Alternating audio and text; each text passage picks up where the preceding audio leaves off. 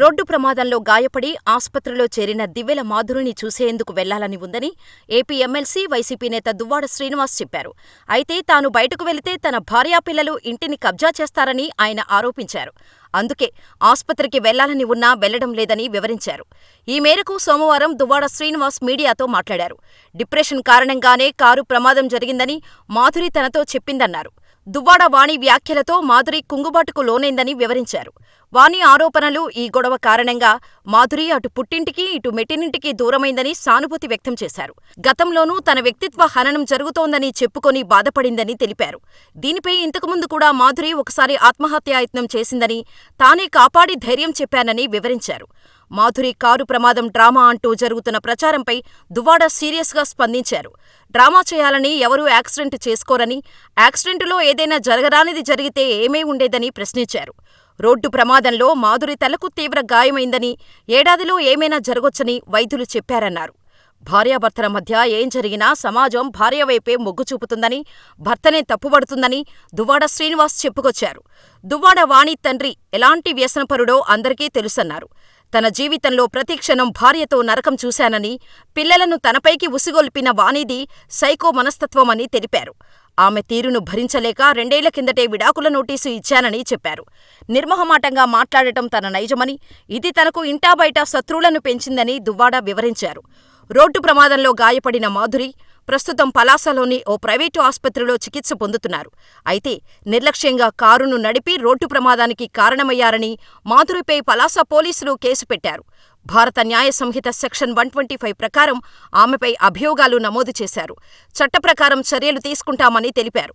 MLC Duvvada శ్రీనివాస్తో Madhuri కలిసి ఉంటోందని, తన భర్తను తనకు కాకుండా చేసిందని దువ్వాడ వాణి ఆరోపించిన విషయం తెలిసిందే.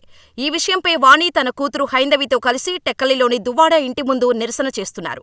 ఇంట్లోని అనుమతించాలని గత 4 రోజులుగా రాత్రి పగలు అక్కడే ఉంటున్నారు. ఈ గొడవకు సంబంధించి మీడియా ముఖంగా వాణి, మాధురి పరస్పరం తీవ్ర వ్యాఖ్యలు చేసుకున్నారు. దీంతో టెక్కలిలోని దువ్వాడ శ్రీనివాస్ నివాసంపై తనకు హక్కు ఉందని, ఇకపై పిల్లలతో కలిసి అక్కడే ఉంటానని మాధురి ఆదివారం ప్రకటించారు. సాయంత్రం తన కారులో టెక్కలికి బయలుదేరారు. ఈ క్రమంలోనే పలాస హైవేపై లక్ష్మీపురం టోల్గేట్ దగ్గర మాధురి నడుపుతున్న కారు ప్రమాదానికి గురైంది. ఆగి ఉన్న కారును వెనక నుంచి బలంగా ఢీకొట్టింది. దీంతో మాధురికి గాయాలయ్యాయి. ఆస్పత్రిలో మీడియాతో మాట్లాడుతూ, ఇది రోడ్డు ప్రమాదం కాదని, వాణి ఆరోపణలతో డిప్రెషన్కు గురై తానే ఆ కారును ఢీకొట్టానని మాధురి చెప్పారు. జరుగుతున్న పరిణామాలతో విసుగు చెంది చనిపోవాలనే ఉద్దేశంతో యాక్సిడెంట్ చేశానన్నారు. ఇదే సమయంలో వాణి, మాధురిల మధ్య మాటల యుద్ధం కొనసాగుతున్న వేళ తాజాగా దువ్వాడ శ్రీనివాస్ కీలక ప్రకటన చేశారు. వాణికి, పిల్లలకు ఆర్థికంగా ఎలాంటి ఇబ్బందులు రానివ్వనని, వారు అడిగినవి ఏవైనా ఇస్తానని, ఒక్క ఇల్లు తప్ప అంటూ దువ్వాడ శ్రీనివాస్ వ్యాఖ్యలు చేశారు.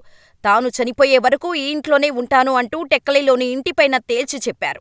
నాపై ట్రోల్స్ చేస్తూ మాధురిని కూడా బలి చేశారని ఎమ్మెల్సీ దువ్వాడ శ్రీనివాస్ ఆవేదన వ్యక్తం చేశారు. వాణి అడిగిన వాటిలో ఆ ఒక్కటి తప్ప ఏమడిగినా ఇస్తానంటూ దువ్వాడ శ్రీనివాస్ తేల్చి చెప్పారు. అయితే వాణి మాత్రం టెక్కలిలోని ఇంటిపైన గట్టి పట్టుపడుతున్నారు. ఆ ఇల్లు తమకు, తమ పిల్లలకు రావాల్సిందేనని తేల్చి చెబుతున్నారు. మరి మున్ముందు ఈ వ్యవహారంలో ఏం జరగబోతోంది అన్నది తెలియాల్సి ఉంది. అప్పుడెప్పుడో జడ్పీటీసీగా గెలిచాడు. అంతకుమించి ప్రత్యక్ష ఎన్నికల్లో దువ్వాడ శ్రీనివాస్ సాధించిందేమీ లేదు.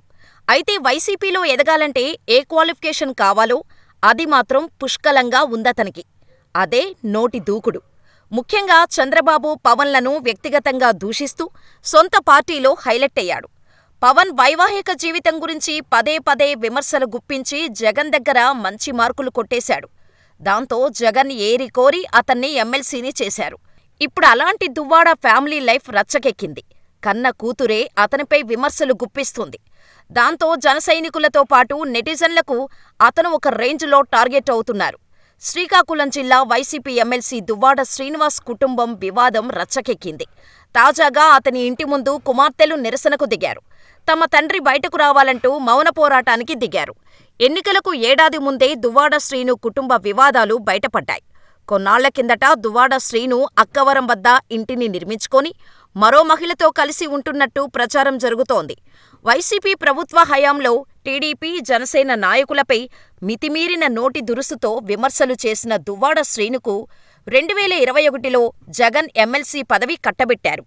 కాంగ్రెస్తో పొలిటికల్ ఎంట్రీ ఇచ్చిన అతను 2001లో శ్రీకాకుళం జిల్లా యువజన కాంగ్రెస్ కార్యదర్శిగా, 2006లో జడ్పీటీసీగా గెలిచి శ్రీకాకుళం జిల్లా పరిషత్ వైస్ చైర్మన్గా పనిచేశాడు. తర్వాత కాంగ్రెస్ పార్టీకి రాజీనామా చేసి చిరంజీవి ఏర్పాటు చేసిన ప్రజారాజ్యం పార్టీలో చేరి 2009లో జరిగిన అసెంబ్లీ ఎన్నికల్లో టెక్కలి నియోజకవర్గం నుండి పోటీ చేసి 3వ స్థానానికి పరిమితమయ్యాడు. తర్వాత వైసీపీలో చేరి 2014లో టెక్కలి ఎమ్మెల్యేగా, 2019లో శ్రీకాకుళం ఎంపీగా పోటీ చేసి ఓటమి మూటగట్టుకున్నాడు. జడ్పీటీసీగా తప్ప ఇంకెప్పుడూ ప్రత్యక్ష రాజకీయాల్లో గెలవని దువ్వాడను అధికారంలోకి వచ్చిన 2 ఏళ్లకు జగన్ ఎమ్మెల్సీని చేశారు. మొన్నటి ఎన్నికల్లో మళ్లీ టెక్కలి అసెంబ్లీ సీటు ఇచ్చి తానే వచ్చి ప్రచారం కూడా నిర్వహించారు. అయినా దువ్వాడ 34.5 ఓట్ల తేడాతో వరుసగా 4వసారి కూడా ఓటమి పాలయ్యారు.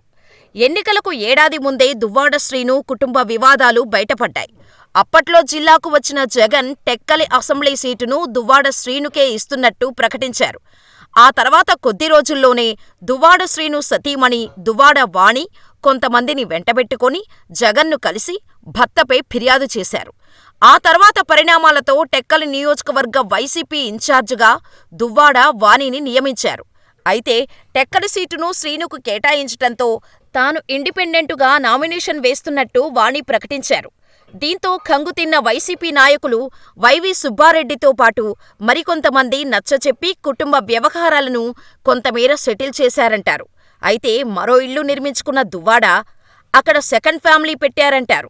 దువ్వాడ శ్రీను మరో మహిళతో ఉంటుండటంతో తమ సంగతేమిటో తేల్చాలంటూ కుమార్తెలు తాజాగా ఆందోళన నిర్వహించారు. దువ్వాడ శ్రీను ఇంటి ముందే కుమార్తెలు కారులో కూర్చొని తండ్రిని కలవటానికి చాలాసేపు వెయిట్ చేశారు. బయట నుంచి పిలిచినప్పటికీ సిబ్బంది గేటు తీయలేదు. దాంతో అతని కుమార్తె హైందని మీడియా ముందుకు వచ్చి ఆవేదన వ్యక్తం చేశారు. అర్ధరాత్రి వరకు నిరీక్షించినా తమ తండ్రి పట్టించుకోకపోవటం బాధ కలిగిందని కన్నీరు పెట్టారు. అతన్ని తమతో కలవకుండా చేస్తున్నది మా నాన్నతో ఇంట్లో ఉంటున్న మహిళేనని, తమ తల్లిదండ్రులకు చట్టపరంగా విడాకులు కాలేదని ఆమె అంటున్నారు. ఎమ్మెల్సీ వ్యవహారంపై భార్య వాణి కూడా తీవ్రంగా స్పందించారు. దువ్వాడ శ్రీను ఎవరి ట్రాపులో పడ్డారో తెలీదని, తమ కుటుంబం రోడ్డున పడిందని ఆవేదన వ్యక్తం చేశారు. తమ కుటుంబ సమస్యను పరిష్కరించాలని పార్టీ అధిష్టానం దృష్టిలో కూడా పెట్టానని, తన భర్త శ్రీనుతో ఉన్న మహిళ మోసగత్తె అని విమర్శించారు. తన భర్త దువ్వాడ శ్రీను వద్ద ఆ మహిళను బయటకు పంపించే వరకు పిల్లలతో కలిసి పోరాటం చేస్తానంటున్నారు. పవన్ కళ్యాణ్ వ్యక్తిగత జీవితంపై తీవ్ర విమర్శలు చేసిన వారిలో దువ్వాడ శ్రీనివాస్ ఒకరు. అప్పట్లో ఆయన ఆ వ్యవహారంపై అతను మాట్లాడుతూ, తెలుగువాడు ఏకపత్నీవ్రతుడిగా ఉండాలని, ఒకే స్త్రీతో సంసారం మన సంప్రదాయం వంటి డైలాగులు బలంగానే పేల్చారు. కట్ చేస్తే ఇప్పుడు సదరు దువ్వాడ శ్రీనివాస్ సెకండ్ ఫ్యామిలీ వ్యవహారం రచ్చరచ్చగా మారింది. భార్యాబిడ్డలను వదిలి పెళ్లి అయిందో లేదో తెలియని 2వ మహిళతో ఆయన ఉంటుండటం వివాదాస్పదమైంది. తమకు అన్యాయం చేస్తున్నాడంటూ అతని భార్య, కుమార్తె రోడ్డుపైకి వచ్చి నిరసన తెలుపుతున్న పరిస్థితి. దాంతో ఇప్పుడతను సోషల్ మీడియా జనసైనికులకు గట్టిగానే ట్రోల్ అవుతున్నారు. ఇక ఇప్పుడు దువ్వాడ కొత్త డ్రామాకు తెరలేపారు. అప్పట్లో కూటమి నేతలపై చేసిన అనుచిత వ్యాఖ్యలకు సంబంధించి భయపడుతున్నారో లేక ఫ్యామిలీ రచ్చతో కంగారు పడుతున్నాడో కానీ తన దగ్గర తుపాకీ ఉందని, దానికి లైసెన్స్ ఇవ్వాలని కోరుతూ ఎస్పీ దరఖాస్తు చేసుకున్నారు. ఆయనకు కొంతమంది వ్యక్తుల నుంచి బెదిరింపు కాల్స్ వస్తున్నాయట. అలాగే కొంతమంది ఆయన ఇంటి వద్ద అనుమానంగా రెక్కీ నిర్వహిస్తున్నారట. ఇదే విషయమై జులైలో కూడా టెక్కలి పోలీసులకు ఎమ్మెల్సీ దువ్వాడ శ్రీనివాస్ ఫిర్యాదు చేశాడు. నిందితులెవరో తెలీదంటూనే వారి నుంచి తనకు ప్రాణహాని ఉందని, తనకు 4+4 గన్మెన్ కేటాయించాలని ప్రభుత్వానికి కూడా లెటర్ రాశాడు. మొత్తానికి అలా సాగిపోతోంది YCP MLC Duvvada lifestyle. ఇది దువ్వాడ కుటుంబం కథాచిత్రం.